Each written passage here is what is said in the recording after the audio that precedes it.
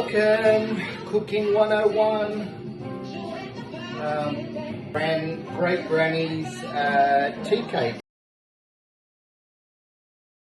So 2 eggs first up. Beat the Jesus out of them. Second step is add the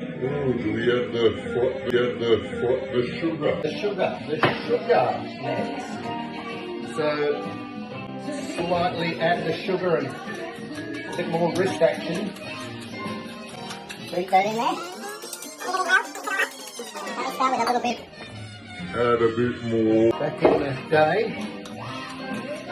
Okay, so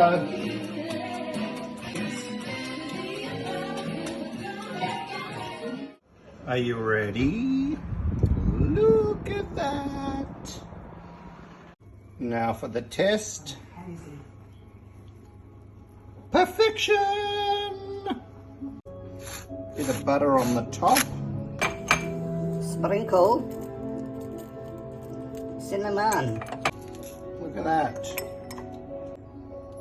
Ta-da! It's done.